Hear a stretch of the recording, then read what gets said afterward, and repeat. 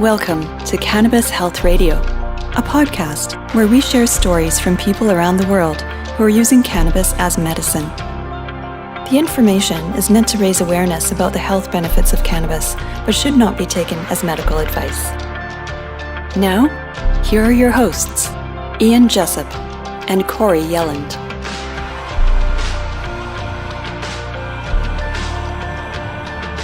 Welcome to Cannabis Health Radio. This is episode 230, and I'm Ian Jessup. And I'm Corey Yelland. Today we're going to interview a woman who has a disease that we've not talked about in this program before. The disease is lupus, and I want to read to you the Mayo Clinic's definition of lupus. It says lupus is a systemic autoimmune disease that occurs when your body's immune system attacks your own tissues and organs. Inflammation caused by lupus can affect many different body systems, including your joints, skin, kidneys, blood cells, brain, heart, and lungs. Lupus can be difficult to diagnose because its signs and symptoms often mimic those of other ailments. The most distinctive sign of lupus, a facial rash that resembles the wings of a butterfly unfolding across both cheeks, occurs in many, but not all cases of lupus. And while there's no cure for lupus, treatments can help control symptoms. Joining us from Arizona is Wendy. She doesn't want us to use her last name, so we'll respect that. She's here to tell us about her multiple issues, which include lupus, fibromyalgia, hypothyroidism, and PCOS, polycystic ovary syndrome. Wendy, welcome to the program. Thanks for joining us. Thank you for having me. Now, with all the ailments you've had, can you remember a time when you didn't have any problems at all and felt well? In my younger days, yeah. Yeah. Early 20s. And when did things start to go south for you? I would say with the lupus and fibro happened right after I had my second baby in 2015. 2015. And Yes. what did you notice at that time? I was having swelling in my feet, my hands, my face, but it also came with pain. At first, I thought it might have been fibromyalgia since my mother has it, but a friend of mine has lupus as well, and she said that she had the same symptoms, that I should just probably get checked out just to be on the safe side. So I did, and once I went to the RA and he did all the blood work and everything, he came back and said that it was lupus. Now, I mentioned in the introduction from the Mayo Clinic that one of the things is this butterfly rash on the face. Do you have that? No, I haven't gotten the rash yet. Does your friend have it? Or it did have it? She had the rash, yes. She had the rash. Okay, so the rash can come and go?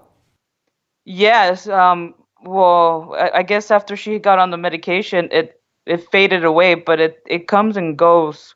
It fades in and out. It doesn't go away out completely. You can still see a little fade of it, but it comes and goes.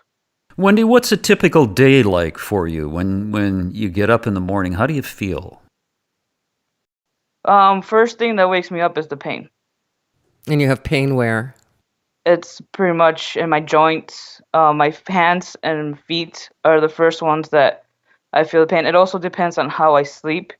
I have to position myself a certain way. If my legs overlap one another, the pain from that will definitely wake me up. So would you say that's muscular pain or bone pain or a bit of both?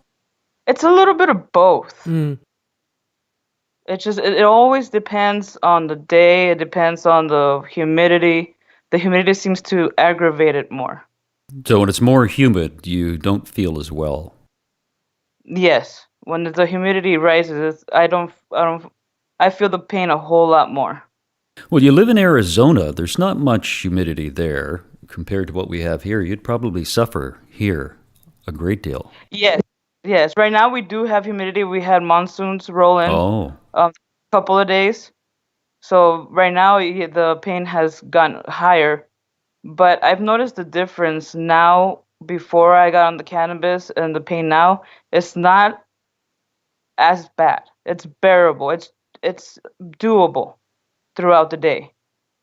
When did you start taking the cannabis? I started taking cannabis in 2016, a year after my diagnosis. Were you on pharmaceuticals at that time? Yes, they started me off with Plaquenil and meloxicam for the lupus. Mm-hmm. And with Plaquenil, I had to get my eyes checked every 6 months because that medication runs the risk of losing vision in one or both eyes. Wow. Yes. Just a small side effect. Just a small side effect, no big deal. You don't need your eyesight anyway. Wow. Yeah. And After that, it didn't really do much as far as the pain and the swelling. It didn't really help much after that year, so they were going to put me on I believe it's I always have a hard time pronouncing it, but I believe it's a methotrexate. that's right. Yep. Yes, they were going to switch me over to that, but once I saw the effects that medication has on a human body, it's when my husband said, "Okay, no more. You go get your medical card and get on cannabis." What made you first think of trying cannabis? Well, I've used on and off cannabis in my younger years, but during the process of the diagnosis and the medications they were giving me, I started doing my own research. I started looking more into um, RSO. And Okay. when I realized that RSO was helping so many people with cancer and such, I figured, why not give it a try? Got nothing to lose. Got nothing to do. So, I mean, the side effects of RSO is hungry, sleepy, And and happy. Yeah. So Yeah, your three cats, rather- hungry, sleepy, and happy. exactly. I much rather take those side effects than losing vision in my eyes. So when you started taking the cannabis, did you eliminate the other pharmaceuticals? Yes, slowly I started eliminating. When I first started RSO, I started just at night since it was so potent. I couldn't function throughout the day with the small dosage. So I started at night. So during the day, I would still take my pharmaceuticals, and at night I would just take RSO instead of whatever pill I had to take that night. So when you're saying RSO, I'm assuming that what you had was a high THC oil? Yes. Yeah. How much were you taking, Wendy? I started off with the half grain. I worked my way up to a gram a day. Okay. Do you know what percent that oil was by chance?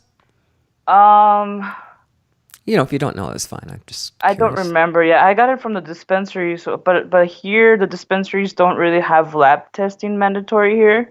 Okay. So it's really a look at the draw of whatever you get from the dispensary. Okay, so you said you worked your way up to a gram a day. So when you say a gram a day, were you doing that all in one go then at night? No, I started splitting after I got used to it after a week at night. Of the following week, I started doing it during the day, 3 times a day. Okay, good. So you were keeping that cannabinoid level up in your system. Yes. Yeah. That's so important to do. How did you feel when you started taking it? In terms of your pain? After about 2 weeks, I noticed the difference in my pain level was decreasing. So I started to eliminate the pharmaceuticals little by little.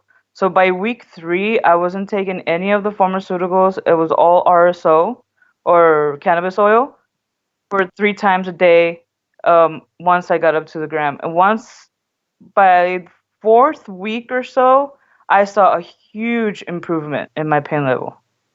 Do you still have a little pain? Here and there, but it's like I said before, it's a doable pain.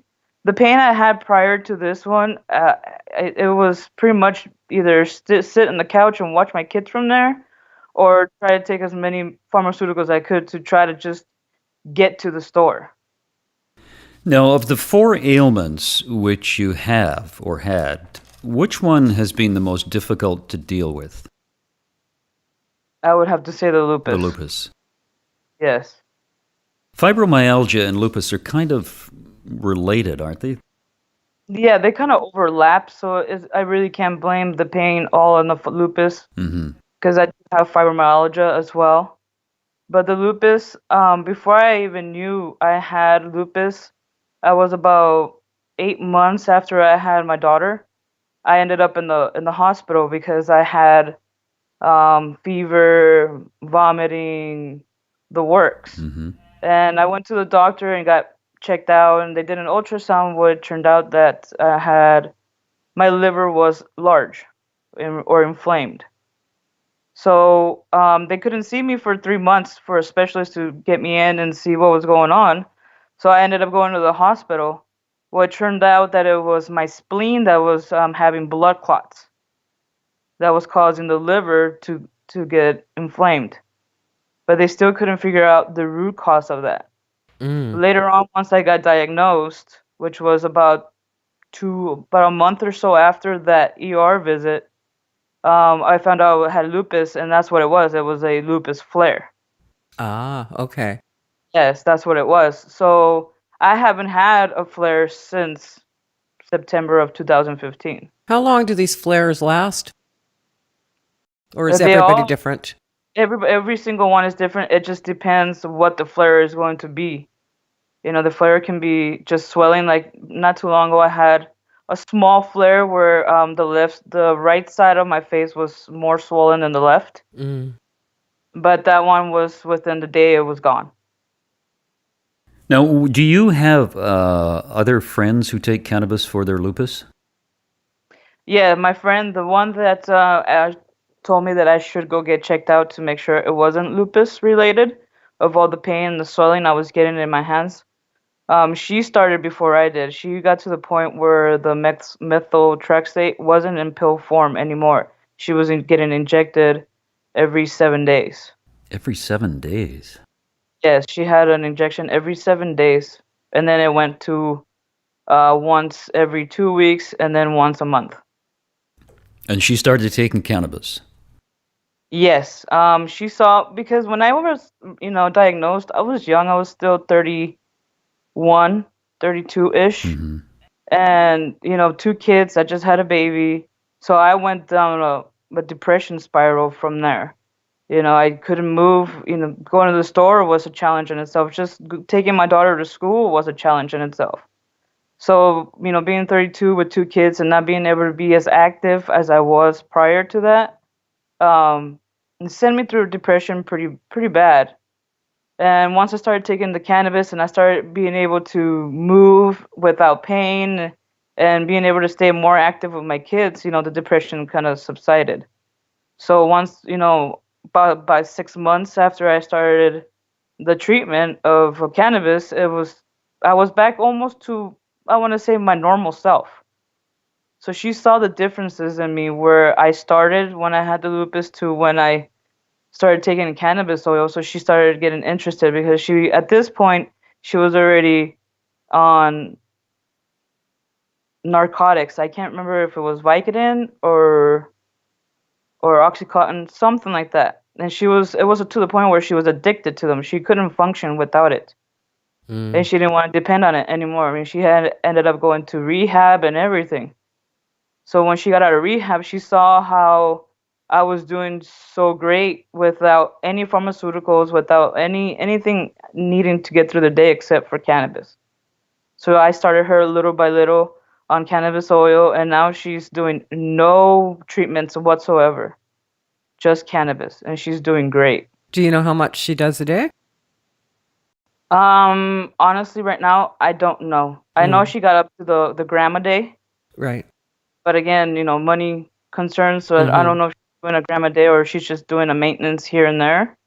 Wendy, what's a gram of oil worth there? Here, a gram can go between $35 to $60, depending on the dispensary and if they have any available.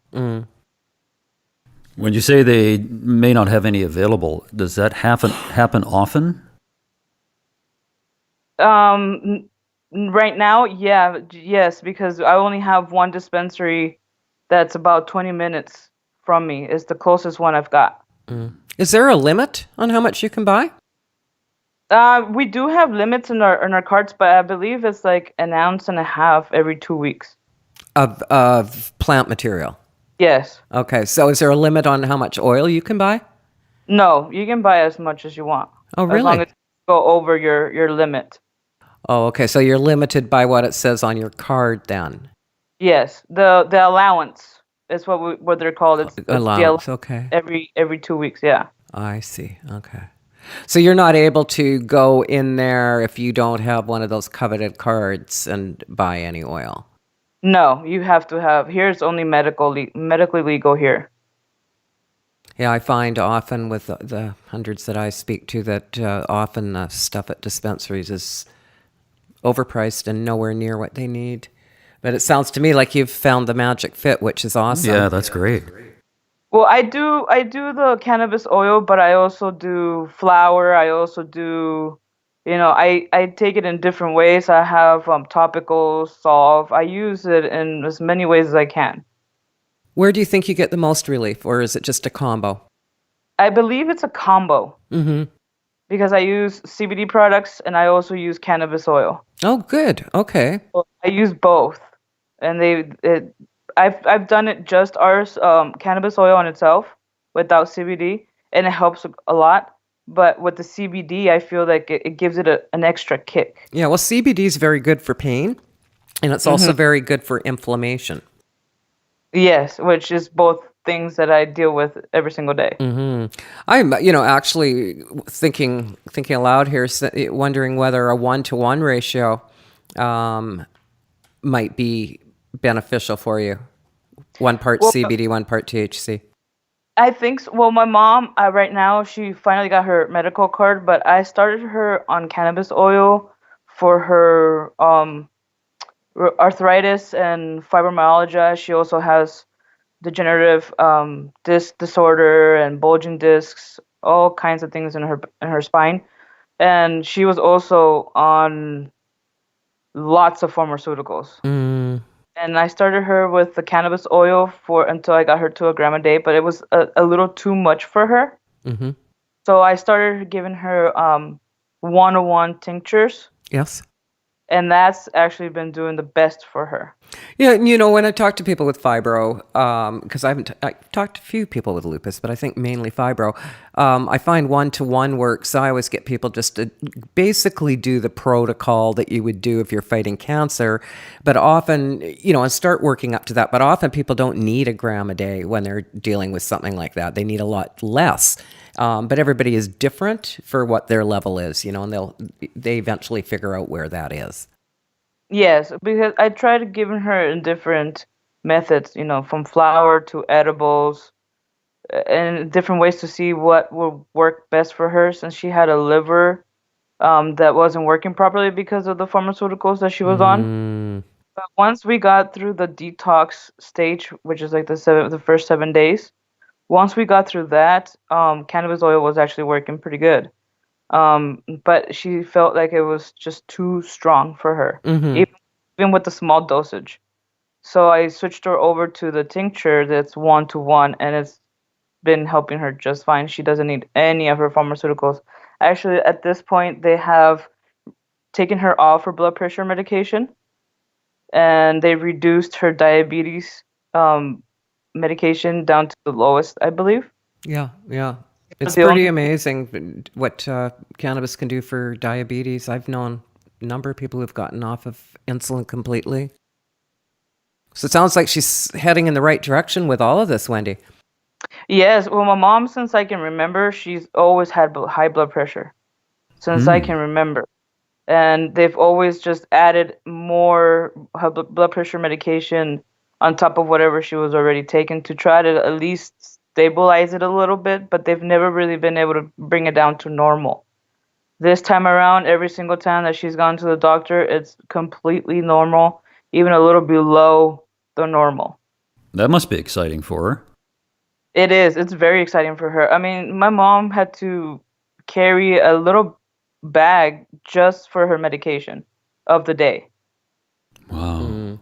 She was on all kinds of medication. She was taking I don't know what kind of shots these were, but it's the ones I believe they're like lidocaine style shots in her back to help with the pain from the bulging discs and the issues she's got back there. Doesn't need those anymore. Is she on any medication at all, or just a limited amount? Just diabetes medication right now. Fantastic. Wendy, in Arizona, are you allowed to grow your own material? You are if you are outside of a 25-mile radius of a dispensary. So you pretty You well have to have be to be living in the country. yeah. Pretty much, yes. Would you say that the oil has done anything for your PCOS and hypothyroidism? Well, I don't take medication for my thyroid anymore. And for So my that would be a PCOS, yes. yes, I don't take it anymore. I don't need it. And for my PCOS, well, I mean, I don't have a uterus anymore, or ovaries anymore, so it doesn't really affect me in any other way. So you had a hysterectomy? Yes, once when I had my daughter, it was a very traumatic delivery, and they had to do an emergency hysterectomy right after her delivery. Wendy, how does your husband feel about all this? Does he see an improvement in you and encouraged by what you're doing? Oh, he loves it. He'd rather me be on cannabis than the pharmaceuticals that I was on. He's done the research with me. He's been there. He's seen the stories and people that have used it that has helped them with cancer and such. And he says, I'd much rather you have both your eyesights and Yeah. smoke a little marijuana than lose your eyesight just because you're following doctor's orders. Yeah. That's great that you've got the support of the person in your life, as opposed to someone being married to someone who thinks it's the devil's weed or something.